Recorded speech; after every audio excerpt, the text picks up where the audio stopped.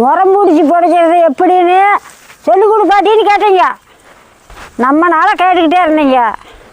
இன்னைக்கு வாங்க போட முடியாது, புடைக்கிறது எப்படின்னு காட்டுறேன். முறம் பிடிச்சி புடைக்கிறது எப்படின்னு காட்டுறேன். சரி வாங்க பார்க்கலாம்.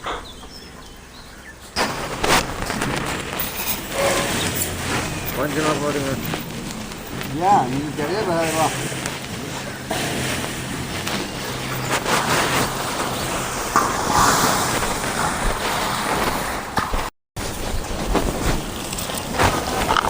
ஒரு கப்பு ஆரியம் உங்களுக்கு காட்டுறதுக்காக ஒரு கப்பு மணல் போடுறேன்.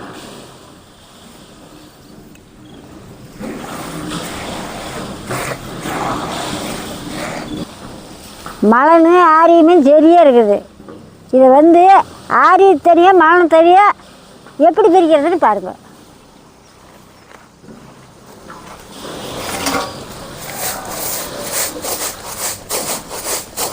இப்படி புடைக்கணும்.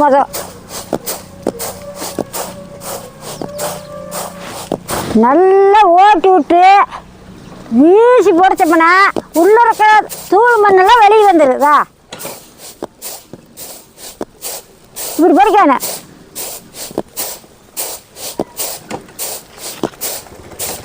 இப்படி புடைச்சி ஆரியம் தனியாக கல் தனியாக இருக்கணும்.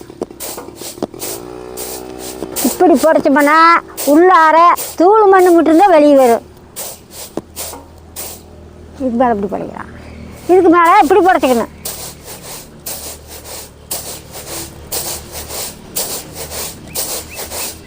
முறத்தை சாய்ச்சி விட்டு இப்படி புடைச்சோம்னா ஆரியம் தனியாக வந்துடும்.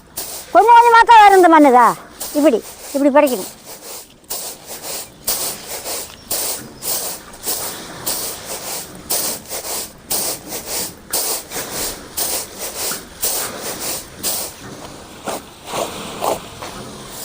இப்படி புடைக்கிறது இப்படி கொளிச்சு விட்டு புடைக்கணும். இப்படி இந்த சின்ன மண்ணை இப்படி கொளிச்சு விட்டு புடைக்கணும். இப்படி தான் கொளிச்சு எடுத்துக்கணும்.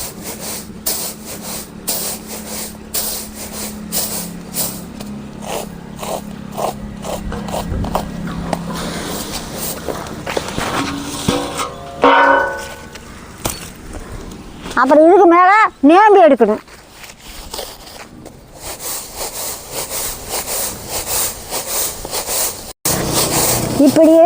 இப்படியே நேம்பினோம்னா ஆரி இங்கே வந்துடும். தூள் மண்ணு இங்கே போயிடும்.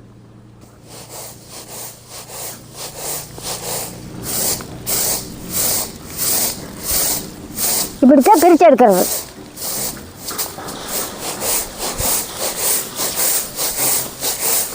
இப்படியே நேம்பிக்கிட்டே இருந்தோம்னா அந்த மண் இங்காட்ட போயிடும். ஆரி இக்காட்ட வந்துடும்.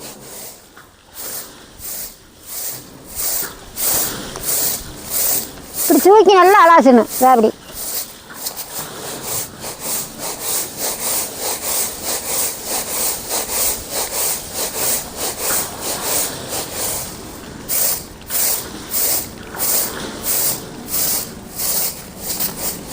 இப்படித்தான் கல் மண் பிரிக்கிறது. இப்படியே ஆட்டினோம்னா மரத்தை இப்படி பிடிச்சி ஆரியம் முன்னால் வரும்.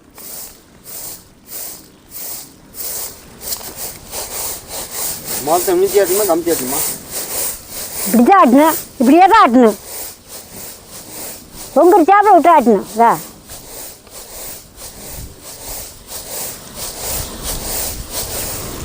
இப்படி தான் பிரிக்கிறது.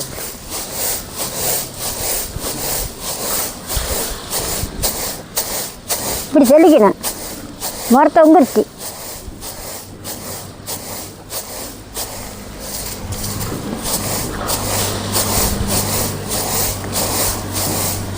ஆரி கல் இல்லாத எடுக்கிறதுனா இப்படி தான் பிரிக்கணும்.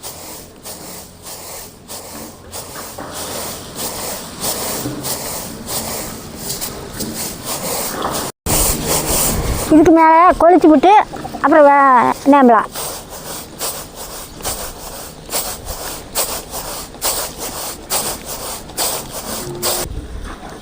ஆட்டும்போது இப்படி கமித்தி பண்ணணும். இப்படி புடைக்கும்போது பொங்குறிச்சு புடைக்கணும். மிம்பதி நிமித்திக்கணும்.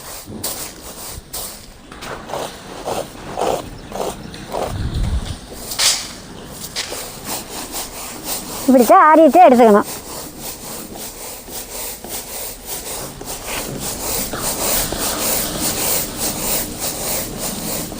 இப்படியே மரத்தை ஆட்டினோம்னா ஆரி இப்படி வரும்.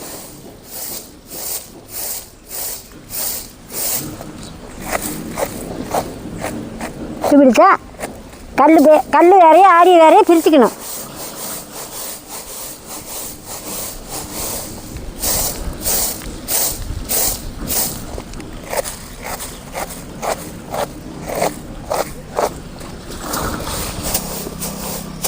இப்படி தெல்லுனோம்னா ஆரி பேர் பெரிய பேர்.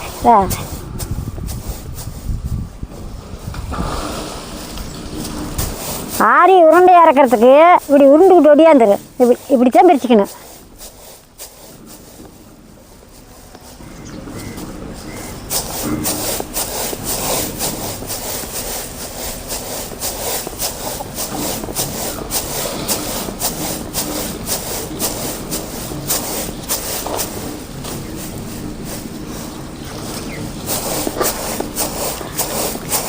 இப்படி பிரிச்சுக்கிட்டுமா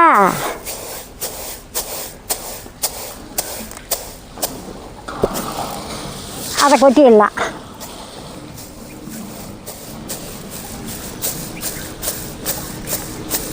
இப்படி தெல்லுனோம்னா அந்த ஆரி உருண்டையே ஒடியாந்துடுதா.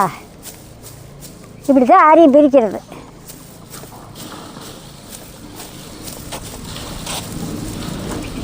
எங்களுக்கு அப்படி பிரிக்க தெரியாதம்மா. உங்களுக்கு தெரியாது, நீங்களும் கற்றுக்குங்க. இப்படி பிரிச்சுக்கிட்டுமா இப்போ வெட்டுக்கல் விடணும். இதா இப்படி நேமணும்.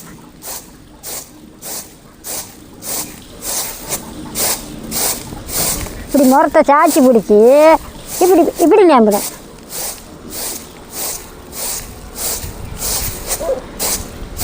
இப்படி நேம்பரத்தை வெட்டுக்கல்னு சொல்கிறதா? இதுதான் வெட்டுக்கல் விடுறது.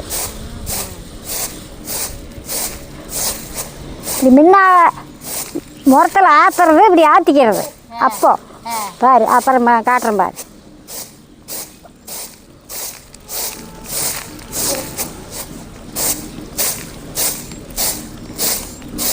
அதனால் இந்த வயக்காட்டில் நெல்லுக்கும் பில்லுக்கும் பிடிச்சி கொஞ்சம் வெட்டுக்கல்ல விட்டு நெல் பிரிச்சிருப்போம். இப்படித்தான் கல் பிரிக்கிறது. பத்த பிள்ளைகளுக்கு எங்கே தெரியுது. அப்புறம் இப்படி ஞாபகம் வரேன்.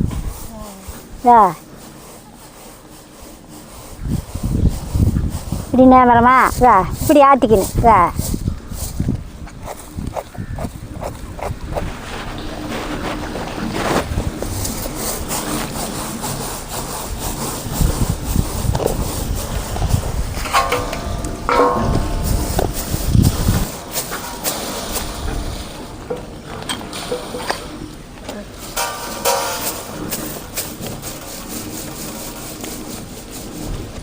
இப்படித்தான் கல் பிரிக்கிறது.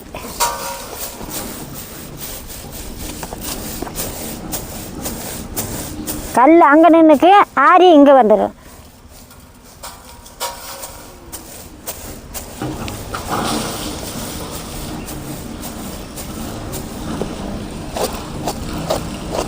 இப்படித்தான் ஆரியத்தில் கல் பிரிச்சுக்கணும்.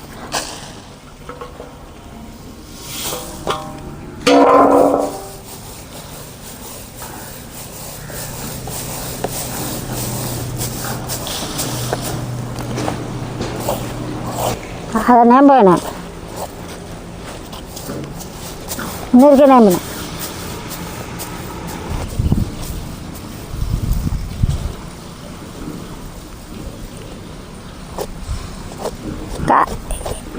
இதை காட்டுக்காயங்க நீ சொன்னீங்களே, இப்படி தான் காட்டி பிரிச்சுக்கணும்.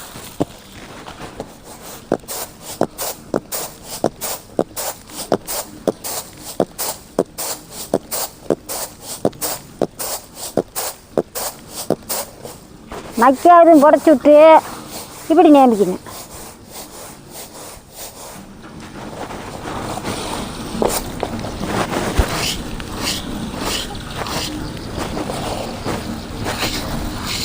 ஒவ்வொரு பொட்டு இருந்தால் அப்படி நிமிட்டினா போயிடும்.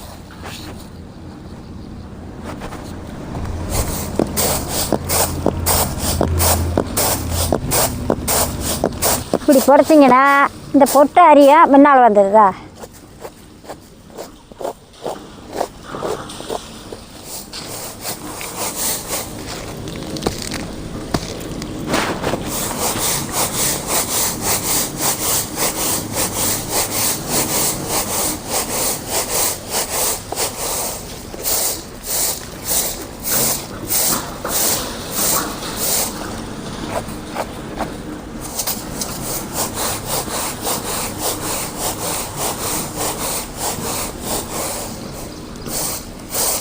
ஆரி நேம்புறது புடைக்கிறது இப்படித்தான்.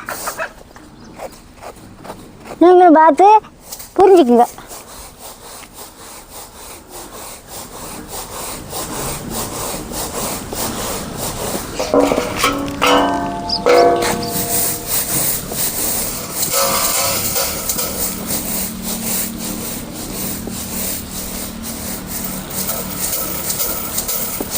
இப்படி ஆட்டினோம்னா ஆரி உருண்டுக்கிட்டு ஓடியாந்துரு.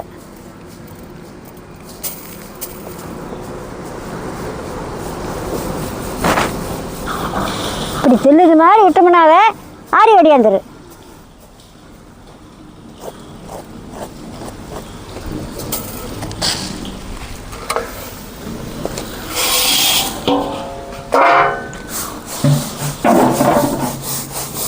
ரெண்டு தரம் 3 தரம் இப்படி நேம்பி எடுத்துக்கணும். அப்போ தான் கல் சுத்தமாக எடுத்துக்கணும்.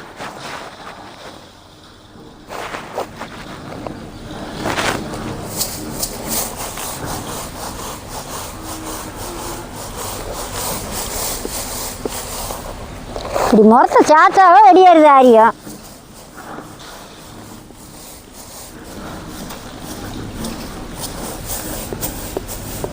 ஆரியும் தனியாக கல் தனியாக பிரித்தாச்சு. எப்படியானா இப்படி தான் பிரிக்கிறது. முறம் புடைக்கிறது எப்படி, கல் பிரிக்கிறது எப்படின்னு கேட்டீங்க. இப்படி தான் ஒரு தானியத்திலிருந்து கல் மண் பிரிக்கிறதுனா இப்படி தான். முதல்ல ஒரு போட புடைச்சிக்கணும், அப்புறம் இப்படி கொளிச்சிக்கணும். முன்ன வந்து எதாக இருந்தாலும் ஒரு போட புடைச்சிக்கணும், அந்த மண்ணெல்லாம் போயிடும். மறுபடி இப்படி கொளிச்சிக்கணும்.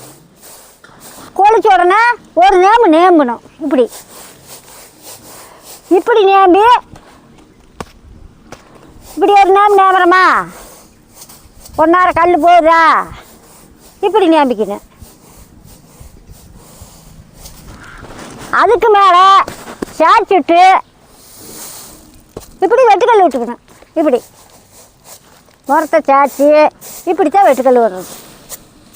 இதுக்கு பேர் வெட்டுக்கல் விடுறதுன்னு தான் பேர். இப்படி தான் இப்படி புடைச்சா தான் வெட்டுக்கல். இதே வெட்டுக்கல் விட்டு எடுத்துக்கிறது. இப்படி உம்பிரிச்சு இப்படி புடைச்சிங்கனாவே அந்த கல்லெல்லாம் இங்கே வந்துடும், தானே இங்கே போயிடும்.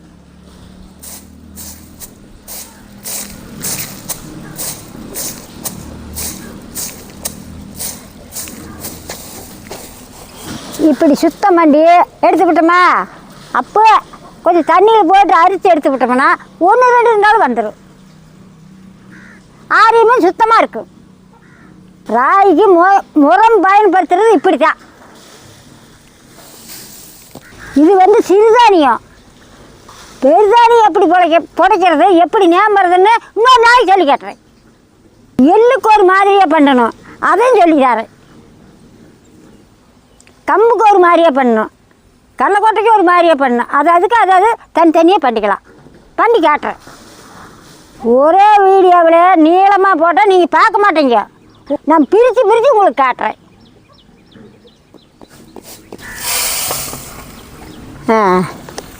இதுக்கு மேலே 1-2 கல் தழுங்குச்சுன்னா அரிசி போட்டுக்கலாம். 1-2 நாள் வந்துடும்.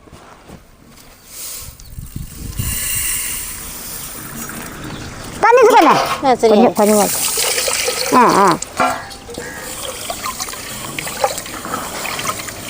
இந்த மாதிரி தேய்ச்சோம்னா பொட்டும் வெளியே வந்துடும். ஆரியும் பாரு செவன் இருக்குது பாரு. 2 வாரம் கழிஞ்சு விட்டு அப்புறம் அரிக்கலாம்.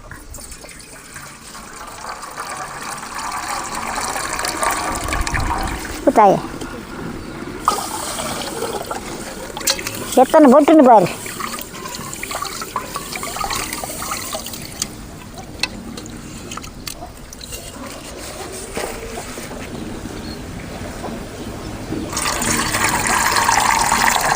போகுது 2000 கழிச்சாச்சு. தண்ணி எடுத்துக்கிட்டு ஊற்றிட்டே கண்ணு. சரியாயா? இதுக்கு மேலே அரிசி போட்டுக்கலாம்.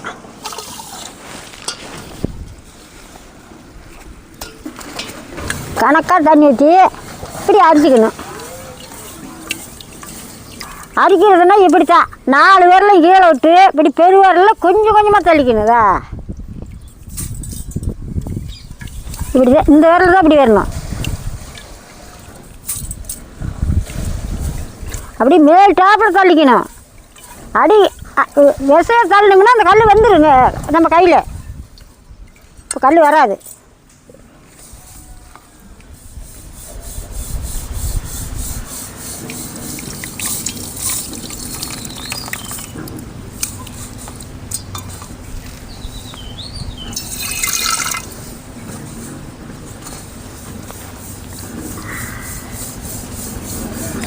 அப்படியே நேக்காக தள்ளிக்கணும்.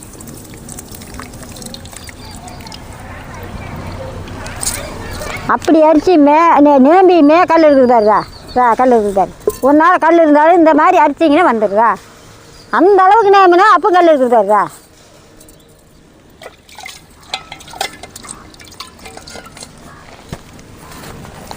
அதில் தள்ளக்கூடாது.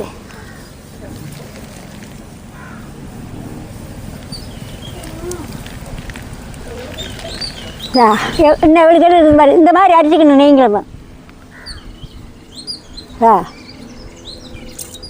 தண்ணி இது கொண்டு காய போடு. சரியாயா? இதுக்கு மேலே வெள்ளை துணி போட்டு நல்லா காய வச்சு அப்புறமேல அரைக்க வேண்டாம். ஆரிக்கல் போட்டு கட்டில் எடுத்தா ஒரு வெள்ளை துணி கொண்டா. ராகி சுத்தம் பண்ணுறது இப்படி தான். இப்படி சுத்தம் பண்ணால் தான் உடம்புக்கு நல்லது.